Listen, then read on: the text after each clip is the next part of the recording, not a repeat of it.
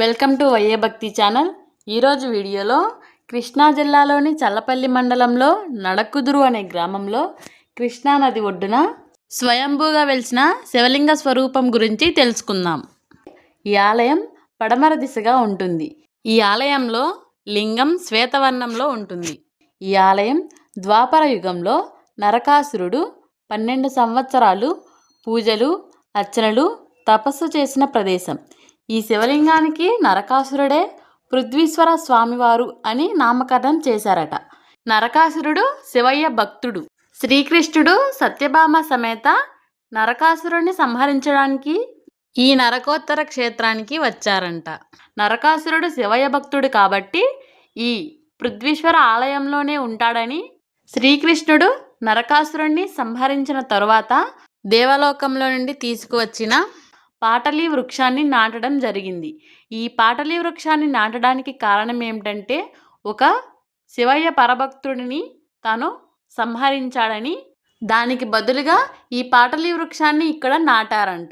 ఈ పాటలీ వృక్షాలు కాశీలో తర్వాత ఈ నడకుదురు గ్రామంలో మాత్రమే ఉన్నాయి.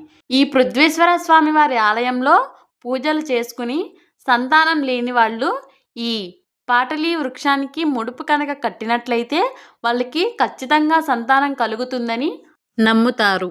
ఈ పాటలీ వృక్షానికి ముడుపు కట్టిన వాళ్ళు ఇప్పటి వరకు మాకు సంతానం లేదు అన్నమాట ఎవరి దగ్గర వినలేదు.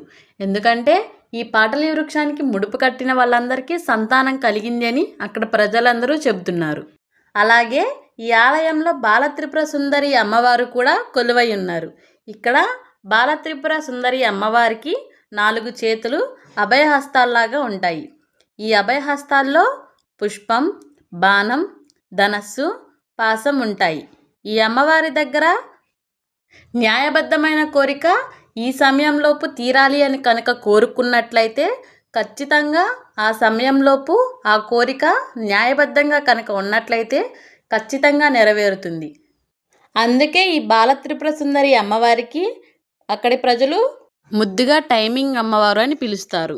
ఇక్కడ దీపావళి సందర్భంగా ప్రత్యేక పూజలు జరుగుతాయి. కార్తీక మాసంలో నిత్యం పూజలు జరుగుతూ ఉంటాయి.